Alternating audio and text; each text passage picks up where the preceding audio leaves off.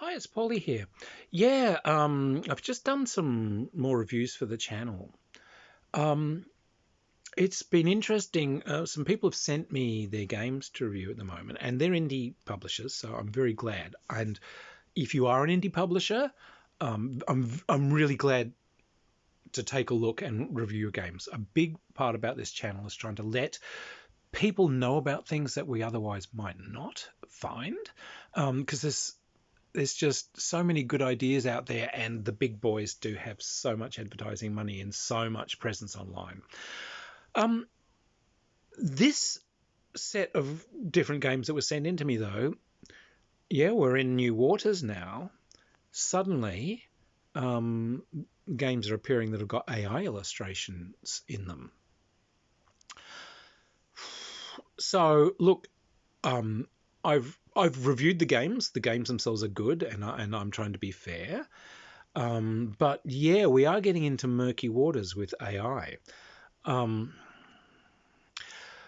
I'm an indie publisher now. The material that I put out, cards on the table. I'm incredibly poor. I am, in fact, the poorest person that you will ever know. I am the the reason we've got a very limited setting here is, I live in someone else's on the floor in someone else's stockroom. I have no resources, so I really get it when you see like the big companies. They've got so much presence online and they've got so much advertising budget. This isn't the 80s. When I did games back in the 80s, there weren't that many out.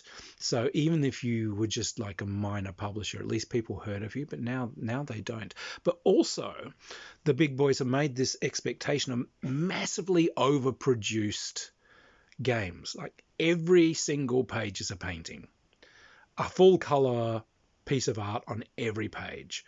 And if you are limited budget, you can't do that. You can afford maybe a dozen black and white illos tops, and that's what you're going to have to work with. Not 200 color pieces at 200, 300, 400 bucks a piece. So, I'm starting to see a lot of creators decide that the solution to that is to turn to AI and use AI to generate these color images and black and white images with which they're now thickening out their games. So look, I understand the impetus to try and compete with the big boys on their own ground and look like you're a player. I have to say, personally, I find AI to be unethical, that AI is essentially theft.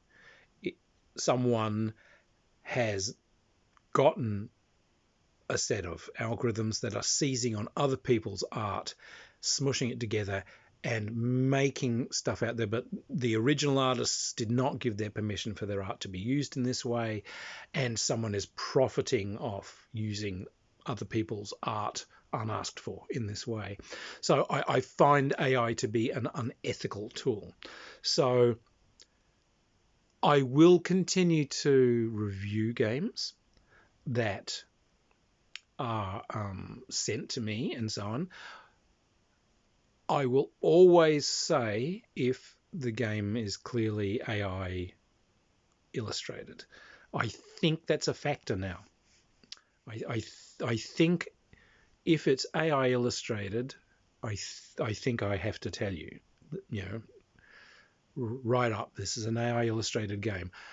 You make your own decisions, there, whether you feel that's a deal breaker or that's a shame or I don't mind or whatever. That's entirely up to you. But I think that's got to be part of my review process now, that someone didn't pay an artist for the art. Someone used a machine to massage other people's art. Strange times. Strange times. So yeah. So anyway, yeah, that's what came up today. Hmm. Um, these are the first ones I've seen. I'm pretty sure they won't be the last. Anyway, guys, hope you're all well, and I will keep on reviewing these things.